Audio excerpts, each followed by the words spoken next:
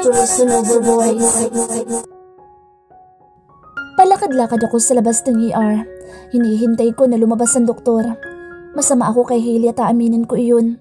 Pero tao ako, may pakiramdam. Nag-aalala sa mga taong nakapaligid sa akin, lalo na't siya ang ina ng mga anak ko. Hindi ko alam kung ano nangyari, kung tama ang kutob kong buntis siya. Pero bakit hindi niya sinabi? Bakit kailangan ngayon ko pa malalaman? Lumabas ang doktor sa ER. What happened to her, Doc? Tanong ko. Your wife is having a miscarriage. She's 3 weeks pregnant. May alam ka ba dito? Tila nanlambot ang buo kong katawan. Ang sakit. What? Hindi ko alam. Napasabunot ako sa buhok at hindi makapaniwalang tumingin sa doktor. Your wife needs you right now. Miscarriage is not a joke and I'm sorry for your loss. Huminga ito ng malalim. Ililipat na siya ng kwarto. Tumango ako. May tumulong luha sa mata ko. This is all my fault. I'm such a bad father. Napatingin ako sa phone ko. Tumatawag. Si Diane. Hindi ko ito sinagot. Bagamat tinawagan ko ang parents ni Hailey at pinaalam ang nangyari. What happened to our daughter, Jared? Nag-aalalang tanong ni Dad. Dad, hindi ko po alam na buntis siya. We were just fighting then. Nakita ko may dugo na. I'm really sorry. Napayuko ako. Napapikit ang daddy ni Hailey pagkatapos ay huminga ng malalim. It's not your fault. Napakabait sa akin ang pamilya ni Hailey. Alam kong mali ang ginagawa ko ngunit mahal ko si Diane. Noon hanggang ngayon, si Diane pa rin ang laman ng puso ko. Mali sa mata ng tawad sa Diyos pero hindi ko mapigilan ang sarili ko. Inaamin kong nagkagusto ko kay Hailey noong college. Ngunit pinigilan ko ito dahil alam kong may girlfriend ako. Ang pamilya ni Hailey ang tumulong sa pamilya ko. Nagpaka-asawa siya sa akin at nagpakaina sa mga anak ko. Alam kong mahal na mahal ako nito ngunit binaliwala ko. Lahat ginawa niya para sa akin at nakikita ko iyon. Nakikita ko na pinipilit niya ang sarili sa akin. I don't deserve her love. Hindi ako ang taong makapagpapasaya sa kanya. Mali ang naging desisyon niya na mahalin ako.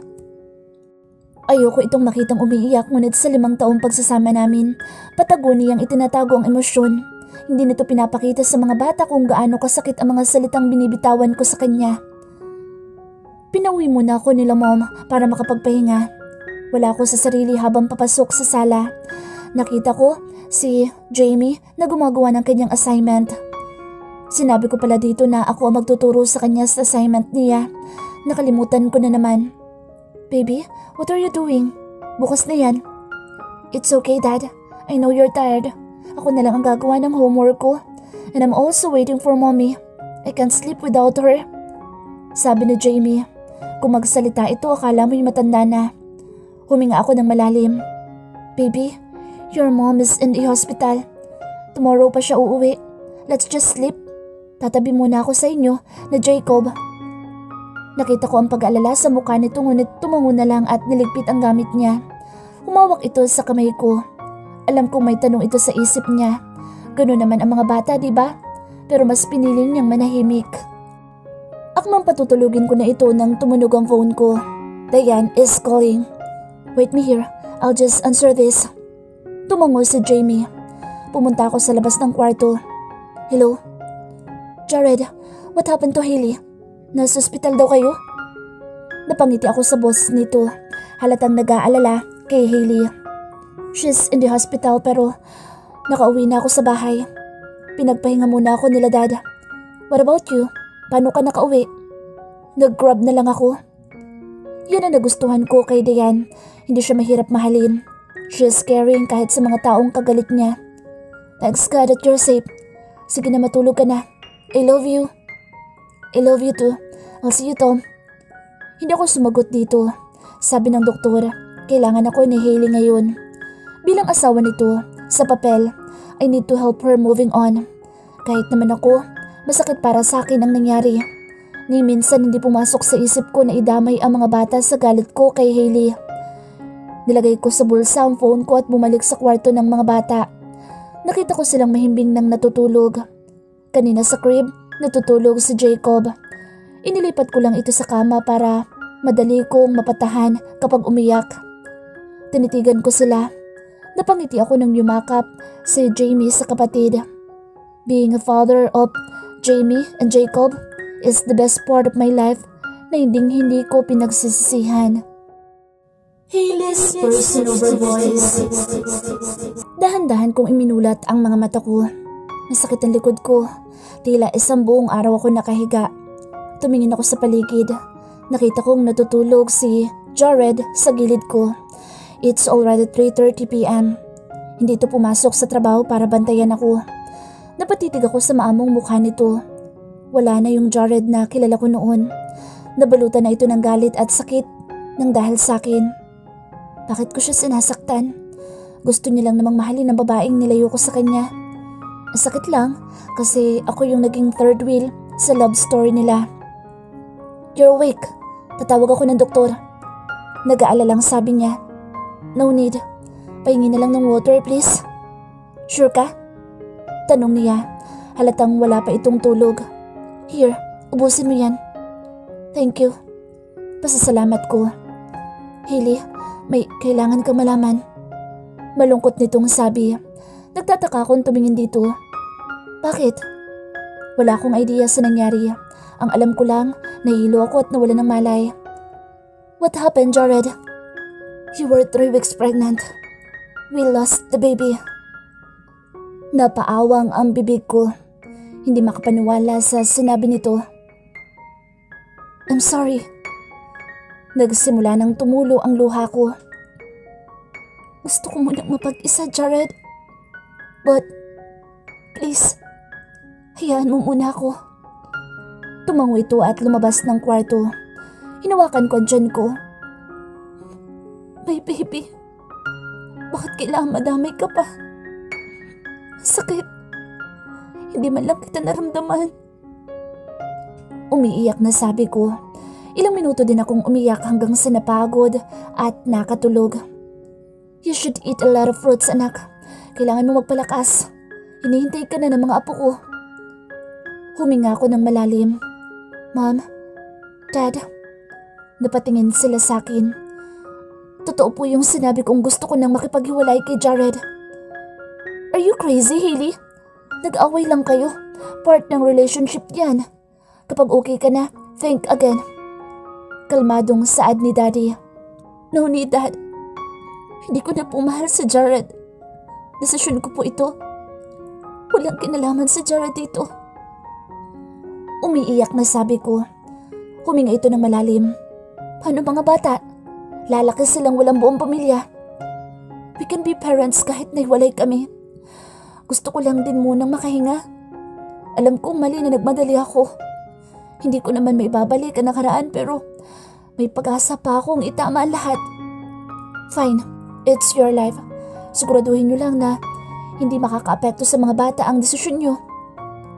Thanks, Dad. Yumakap ako dito. Kahit galit palagi ang daddy sa akin, ramdam ko na mahal niya ako. Ginagawa niya lang ang nakabubuti sa akin. Sa amin ng mga anak ko. Nakauwi na ako ng bahay. Hindi alam ni Jared na nakalabas na ako ng ospital. Ayoko siyang istorbohin kasi birthday ni Diane bukas. Sigurado ko naghahanda ito ng surprise para sa babae. Mommy, welcome home. I missed you. Pagsalubong ni Jamie sa akin. Napangiti ako na may hawak pa itong bond paper. She's really cute. Yung mga ganitong bagay na lang ang nagpapasaya sa akin. Thank you, baby. I miss you too. Kayo ni Jacob. Sabi ko habang mahigpit na nakayakap sa kanila. 3 days lang ako sa ospital pero yung pagkamiss ko sa mga anak ko, parang 1 taon akong nawala. Nagbonding kami ng buong araw. Pinagluto ko sila. Si Jacob, pakarga ng pakarga sa akin. Naglalambing, ayaw magpababa. Gabing-gabi na nang umuwi si Jared. Hindi kami nagkita kasi dito ako natulog sa kwarto ng mga bata. Nagkasalubong kami sa kusina pero deadman lang ako. Hindi ko siya ginawa ng coffee kaya siya nagtimpla para sa sarili niya. Tama nga ako na birthday ni Diane. Kinabukasan, hindi kasi umuwi si Jared. Sabi niya, may tatapusin pa siya at umaga na siyang makakauwi. Tulog na ang mga bata. Nandito ako sa labas ng terrace, nagpapahangin at nag-iisip. Hindi ko na malayan na pumunta pala siya dito sa kwarto ng mga bata para silipin ang mga anak niya. nandito ka pala. Lumalamig na, pumasok ka na. Sabi niya. Akmang tatalikod na ito nang tawagin ko ang pangalan niya. Jared. Ngayon ko lang ulit siya kinausap kaya nagulat ito. Why? Humarap ako dito. Bukas, lilipat na kami kila mommy. Nalilito siyang tumingin sa akin. Pumayag na sila na mag-divorce tayo. Bilog na bilog ang buwan at kumikinang ang mga bituin sa kalangitan. Magkahiwalay sila at napakagandang tingnan. I think this is the sign. Alam kong marami akong kasalanan sa iyo at gusto kong itama lahat ng yun. I tried everything para mahalin mo ako pero wala pa rin. Nasasaktan ka lang at nasasaktan din ako. Galit ako sa sarili ko kasi umabot pa tayo sa ganito. Yung mawala ang anghel sa buhay natin. This is all my fault. Tumulo ang luha ko sa mata. Sorry. Naging makasarili ako. I'm really sorry, Jared. Sana dumating ang araw na bumalik yung dating ikaw. Sana maging magkaibigan ulit tayo. Dahan-dahan ako lumapit dito para yakapin siya. Dinama ko ang katawan nito. I will miss everything about him. Yung pagsusungit niya, yung pagpapagalit niya na akala mo naman nagsasalo sa iba. I don't know what to say. Mahinang sabi niya. Humalik ako sa pisngi niya. I love you, Jared. I'm letting you go. Please be happy. Bulungkot iniwan siyang mag-isa. Sobrang sakit. Pero sa una lang yan. Kapag dumating ang araw na hindi ko na siya mahal, itatawa ko na lang yung mga ganitong alaala. Ingatan niyo po ang bahay, Manang. Ikaw na muna bahala kay Jared. Bilin ko sa kasambahay. Oo naman, mag-iingat kayo ha. Dumalaw kayo dito sa akin. Tumango ako at ngumiti. Siyempre naman po, kayo na pong bahala sa lahat. Kapag nagising si Jared at hinanap ang mga bata, pakisabi na sa bahay sila ni Daddy. Napamahal na rin sa akin ang bahay na ito. For 5 years, dito kami tumira. Dito nabuo ang pangarap kong masayang pamilya. Nakakalungkot lang kasi hindi na yun matutupad dahil sa kasakiman ng ugali ko. Kinarga ko si Jacob at pinalagay sa driver ang lahat ng maleta namin. Let's go, Jamie. Malungkot na sumunod si Jamie sa akin. Daddy, dito muna kami pansamantala. Bukas maghahanap po ako ng trabaho. Sabi ko, kararating lang namin dito sa bahay ng parents ko. Pinapaayos lang sa kasambahay ang kwarto ko kaya nandito pa kami sa sala. Ang dami mong alam. Anong ginagawa ng kumpanya natin? Hindi mo na kailangan magpasa ng kahit na ano. Pumasok ka na lang. Dad, kaya ko sa sarili ko. Ayokong umasa sa'yo at sa kumpanya natin. Sabi ko, sa totoo lang tama si Dad. Pwede akong pumasok na lang bigla sa kumpanya namin. Hindi lang siguro ako ready na makitang magkasama si Jared at ang sekretary nito. Bahala ka? Malaki ka na. Lumapit ito sa akin at kinarga si Jacob. May handsome baby, Jacob. Kamukha ka ni Lolo, no? Stress na ako sa mommy mo. Ang tigas ng ulo. Ngumiti si Jacob at nagpapadyak ng paa.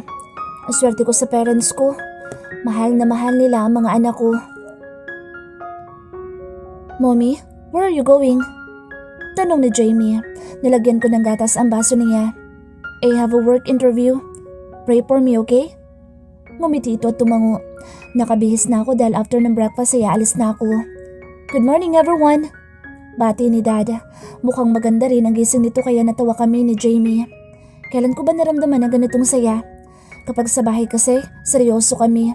Ayaw kasi ni Jared ng maingay tapos bababa siya para uminom ng coffee. Magbabasa ng newspaper at aalis na para pumasok sa opisina. Ganun ang routine namin noon. Good morning, Dad. I prepare breakfast. Pwede bang sabay-sabay na tayong kumain? Namiss ko to eh. Nakangiting sabi ko. Yes, pababa na din ang mommy mo. Where's Jacob? Tanong niya. Umupo na ito sa tabi ni Jamie. Tulog pa po. Maaga lang ako nagising dahil nga may job interview ako. Na-excite na sagot ko. Nilagyan ko siya ng sinangag na kanin na tuyo. Good for you. At nag-thumbs up ito. Ako na lang maglalagay ng kanin, anak. Naku ka. Hayan na ang mommy mo. Mom, let's eat. Pagyayaya ko. Masaya ako dahil na-appreciate nila yung mga simpleng ginagawa ko na never ko naramdaman kay Jared. Wow, ang sarap naman yan. Diet pa naman ako pero kakain ako anak. Umupo si mommy sa tabi ni daddy. Wait, check ko lang po sa Jacob. Sabi ko, nakita ko itong kagigising lang. Magandang gising na baby namin ah. I kissed his cheek. Sinami ko siya sa dining at pinaupo sa high chair niya. Nagkwentuhan kami habang kumakain. Nagkwento din si Jamie about sa new friends niya sa school. Nakarinig kami ng doorbell ngunit hindi namin ito pinansin. That was funny, Dad. I think high school pa ako noon. Natatawang sabi ko. Worst day ever ko yun. May umubos sa likuran namin kaya napatingin kami dito. Nagulat ako na makilala ko kung sino ito. Daddy! Tumayo si Jamie at yumakap sa ama. Nandito ka pala, Jared. Halika na't sumabay ka sa amin kumain. Alok ni Dad. Nagluto si Hailey ng masarap na almusal. I'm done po. Thank you. Nagpunta lang po ako para makita ang mga bata. Aalis na din po ako, Mom, Dad. Singit ko sa pag-uusap nila. Baka malate ako sa first job interview ko. Jamie, don't forget to drink your vitamins, okay? Tumango si Jamie. Hindi ko may pagkakaila na umiiwas ako kay Jared, pero hindi ako galit sa kanya. Kapag kinausap niya naman ako, kakausapin ko din naman siya. Dumating ako sa Triple W Corporation. Napakalaki pala ng company nila. Kailangan ko na magmadali dahil 15 minutes na lang ay magsisimula ng interview ko. Matraffic ngayon. Naghanap ako ng parking ng sasakyan ko kanina. Mr. Wilson po, I have an interview. Sabi ko sa receptionist. Miss Joy? Yes po, hinihintay ka na ni Mr. Wilson. Tumango ako. Hinatid ako nito kung nasaan ang boardroom. Hindi ko maiwasang mamangha sa nakikita ko. Para ako nasa isang luxury hotel. Miss Joy? Napatingin ako nang may tumawag sa pangalan ko. Matanda na ito, mga nasa 70s na ang edad. Good morning po, sir. I'm Hailey, Joy. Pagpapakilala ko. Nice meeting you, miss. Hindi na ako magpapaligoy-ligoy pa. You're hired as a new secretary of my grandson. Po? Hindi niyo na po titingnan ang resume ko? Nagtataka kong tanong. Paano na lang kung masama akong tao? Ang bilis naman niya magtiwala sa akin. No need. Nakikita ko naman na mapagkakatiwalaan ka. I will offer you 60,000 a month. Iba din ang mga benefits mo. Kapag tumagal ka, dadagdagan ko pa yan ng 20,000. Napaawang ang bibig ko. Hindi ako makapagsalita sa laki ng offer nito. Thank you po. Masaya ako nakipagkamay sa matanda. Nagbigay ito ng background tungkol sa apo niya. Matigas daw ang ulo nito at hindi sumusunod sa kanya. Isip bata daw at sobrang maloko. Pagdating naman sa trabaho ay seryoso at mainitin ang ulo. Last secretary niya, tinakot daw nito sa elevator dahil tatanga-tanga. Nag-resign tuloy. May kunting kaba ako nararamdaman lalo na't first job ko ito. Pero kakayanin naman para sa mga anak ko. At saka pwede naman ako mag-resign kapag hindi ko daw kaya. Next week na ang start ko. Excited akong umuwi para sabihin kila Dad ang masayang balita. Huminga ako ng malalim at nagpalit na naman ng pwesto. Hindi ako makatulog. Parang namamahay ako kung kailan 1 week na ako dito sa bahay ng parents ko. Tila may kulang at alam ko kung sino ito. Kumusta na kaya siya? Masaya kaya siya o nakakaramdam din siya ng lungkot? Stop thinking about him. Paano ka maka-move on yan? Pagsit ako sa sarili. Kinabukasan maaga ko nagising dahil first day ko sa trabaho. I love you, baby. I'll go ahead. Hinalikan ko ang pisngi ni Jamie. Mom, Dad, I have to go. Pagpapaalam ko. Dinala ko ang sasakyan para hindi ako mahirapang mag-commute. Pagdating sa opisina, late ako ng mga 3 minutes. Nandun na daw ang boss ko, tinihintay ako. 3 beses akong kumatok bago binuksan ang pinto. You're late, Miss Secretary. Boses ng lalaki. Napatingin ako dito. He looks so young. Akala ko kasing edad ko ang magiging boss ko. Nakapatong ang paa nito sa lamesa. Ikaw po ang boss ko? Hindi makapaniwalang tanong ko. Tumaas ang kilay nito. Of course, I'm your boss, Tommy. Oh, you're Mr. Wenard? I'm Hailey, your new secretary, sir. Ngumiti ako dito. Arrange my papers on the table. Utos nito. Wala man lang please. Tumango ako at akmang hahawakan ng mga papel ng malamang hindi ka dito mag-aayos sa table ko. Doon ka sa table mo. Kinuha ko mga papeles sa ibabaw ng table niya at nilagay sa table ko. Chronological order ha? Tumango ako at ngumiti. Bida-bida siya. Malaking opisina niya. Buong 16th floor ang sakop nito. Pagbukas mo ng elevator, lalakad ka lang ng konti, table ko na. Then may glass door para makapasok sa opisina ni Sir Wenard. Iba't ibang department bawat floor. Ako lang at ang boss ko magkasama sa 16th floor. Napakamot ako sa ulo. Sobrang dami nito pero kailangan kong magpakitang gilas. First day ko to eh. Tanghalian na. Sumilip ako sa opisina nito. Hindi ko alam kung magpapaalam ako para mag-lunch o hindi. Kumatok ako. Sir, magla-lunch lang po ako. Hindi ako pinansin ito. Hindi man lang ako tinapunan ng tingin. Masama talaga ang ugali. Kung kapatid ko to, kanino ko pa tinuktukan ito? Habang nasa pantry, may mga naging kaibigan ako. Sobrang gwapo ni Sir Wenard, guys. Sabi ni Leia, Finance Department. Sinabi mo pa, makalaglag panty. Sabi naman ni Fina, Jeffrey ang tunay na pangalan nito. Hoy bakla, hindi ka nagpapanty no? Baklang to. Pero sino kayang maswerteng babae na magugustuhan ni Sir? Biruin mo, at age of 21, successful na siya. Lalo na kapag nagkaedad, siguro kamukha niya si Superman. Kinikilig na sabi nila. Nakatingin lang ako sa kanila habang tumatawa. Medyo nahihiya pa ako tsaka kailangan ko magmadali dahil may tatapusin pa ako. 21 pa lang pala siya. Ang bata niya pala para maging CEO ng isang company.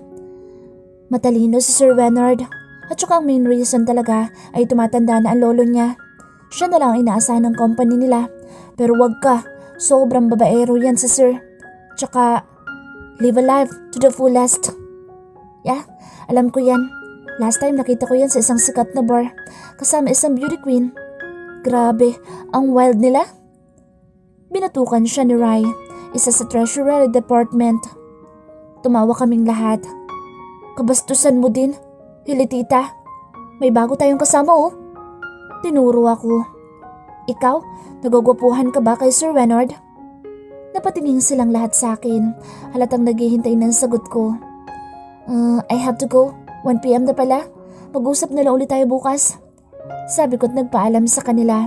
Nag-retouch ako at bumalik na sa trabaho. Hello baby? Bungad ko sa panganay ko.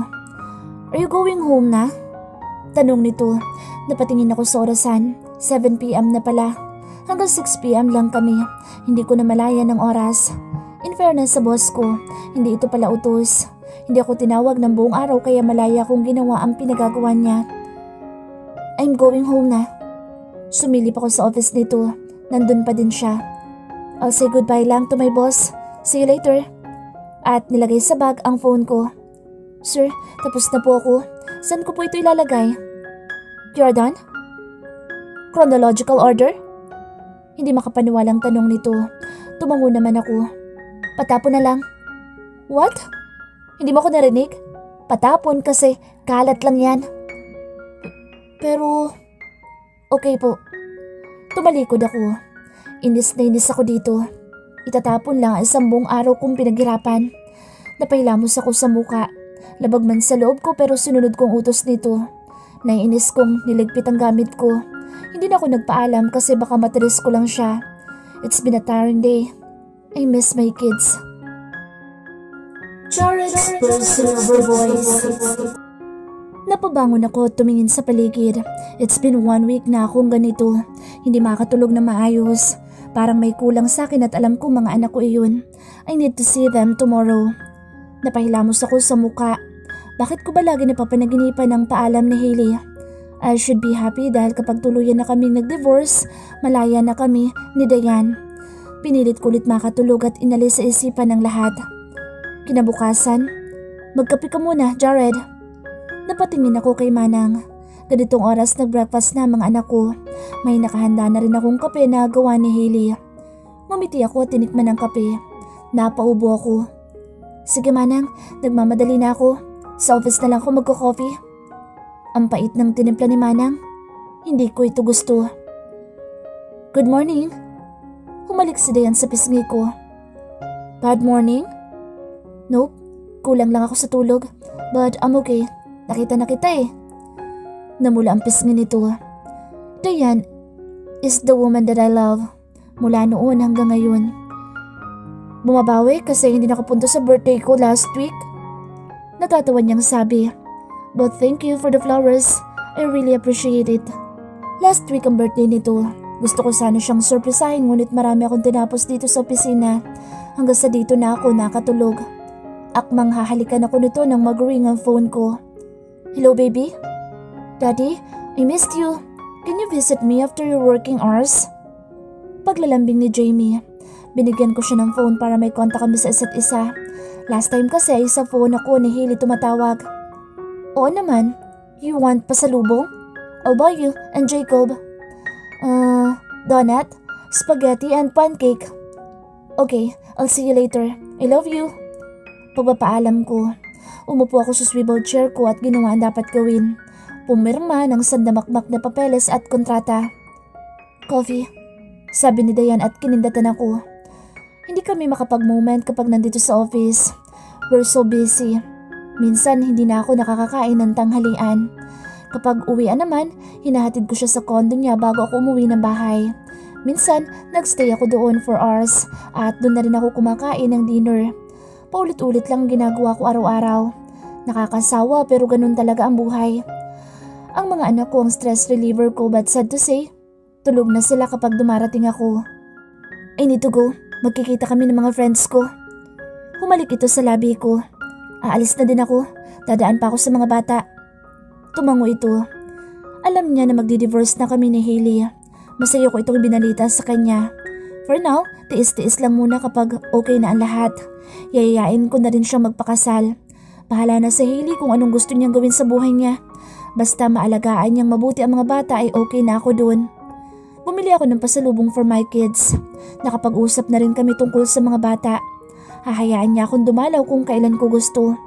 Pwede ko din silang hiramin para ipasyal o matulog sa bahay ko. Baby, masaya kong sinalubong si Jamie. Did you miss me?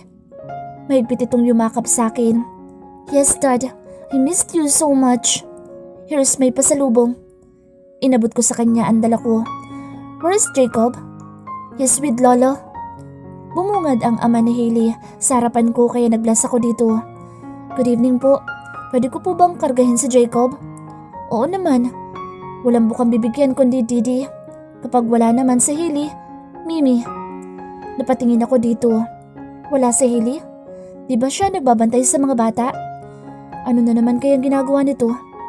Bakit ba ako nagtatanong? Hindi niya na ako asawa at wala na akong pakialam sa kanya. Nagkwentuhan kami ni Dad tungkol sa opisina. Pagkatapos ay hinayaan niya ako makipaglaro sa mga bata. Tapos na din kaming kumain ng dinner. Lumipas ang ilang oras. 9 PM na po pala. Pagpapansin ko, wala pa rin kasi si Hailey at sigurado ako nakikipagtsismisan pa yun kay Linda. Napailing ako. Akala mo walang anak ko makauwi ng gabi.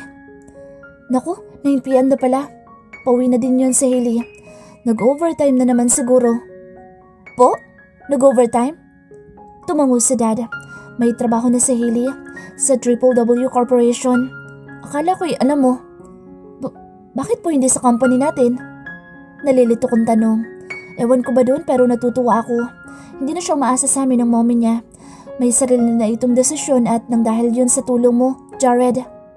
Ngumiti ito. Sana kahit hindi na kayo, huwag mong hayaan na masaktan ng anak ko. Alam kong mabait kang bata at hindi mo pababayaan ng mga anak mo. Sana ganun ka din kay Hailey. Alam mo naman yun, may saltik. Maintindihan mo rin ang sinasabi ko kapag nagkaroon na ng sariling pamilya ang mga anak mo. Makahulog ang sabi nito.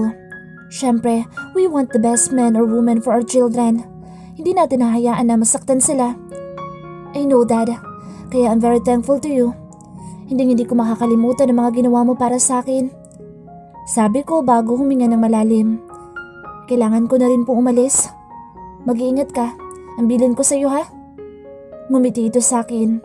Yumakap ako dito ng mahigpit. Ibang-iba ang daddy ni Hailey sa sarili kong ama. Nung una, nagalit siya pero nung tumagal, tinuring niya akong parang anak at hindi ko naramdaman na iba ako sa kanila. Bigla ay bumalik sa akin ang alaala ng nakaraan ko. Huwag ka na kasi mag-aral. Gastos lang yan. Kung ipangkain mo yan sa mga kapatid mo. Kinutusan ako ng malakas ni ama. Hindi naman kami mahirap. May pera naman kami na pinapadala ni inay na nagtatrabaho sa Saudi.